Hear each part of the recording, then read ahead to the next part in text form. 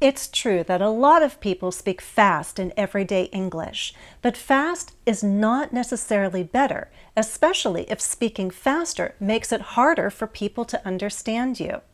I want you to listen as my student Nitish and I talk about the benefits of slowing down, even just a little. If you're new to my channel, welcome. I'm Jennifer and I teach American English for confident, effective communication. If you'd like my digital downloads to boost your fluency, then visit my website, englishwithjennifer.com. And number one goal I tell not just you, everybody, is slow down. Slow down. My Okay. father spoke English as a second language. His first language was Tagalog. And my one brother does an excellent imitation of our father. It's funny. But our father had an accent. Tagalog Mm-hmm. influenced it, but he spoke very deliberately.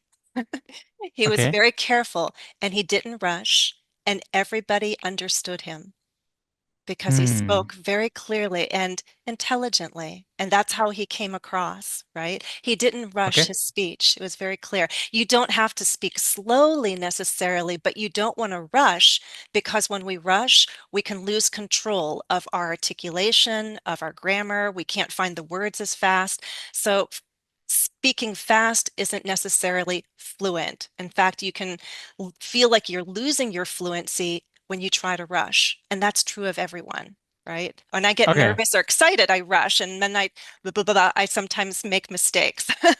So, Everybody does.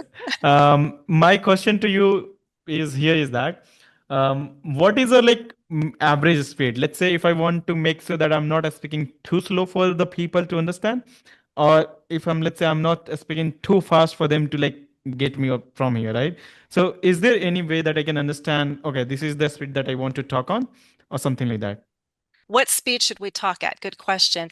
I think it also depends on our setting and our audience. If we're doing public speaking, if you're making a presentation, you'll probably slow down. So I might speak faster if I feel it's more of a conversational um, piece of communication I want to give. But if I'm giving a complex grammar explanation, I might Mm-hmm. slow down because I want you to understand the pattern. I want you to understand the structure. So I might be very careful in how I articulate those ideas. Versus telling you a story, I might start to speed up a little bit. But it's really wonderful when we're talking to someone and we can see their reaction. If you start seeing people like squinting their eyes and having trouble following you, you know that something is wrong. And one way to start improving that is controlling your speed, maybe slow down a little bit.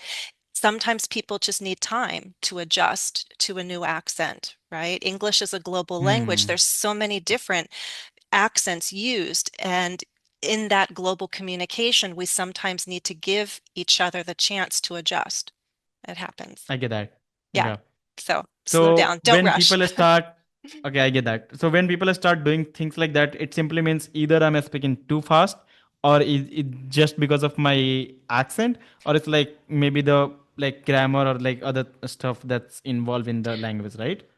Yes, there could be a number of factors. It could also be, again, if you're making a presentation to a client, it could be the information that they're digesting and they're trying to process the information and it's Mm-hmm. new to them. You're using terms that might be unfamiliar to them. That's one factor.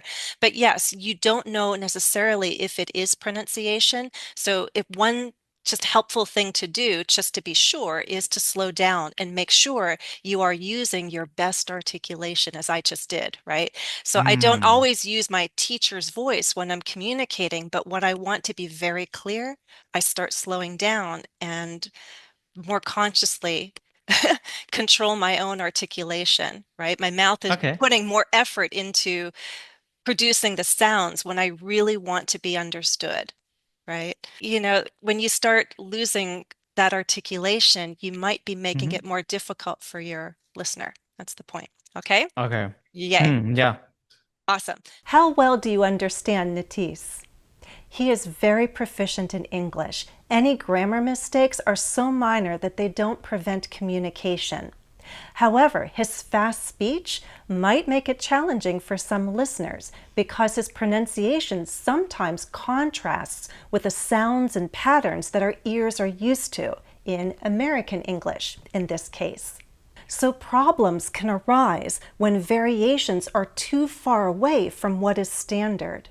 It's not about right or wrong, it's about being clear and accurate enough to be understood, and controlling your speed can help. That's all for now, but before I go, I'll ask you to hit the like and subscribe button so that you don't miss any of the lessons I have planned for you.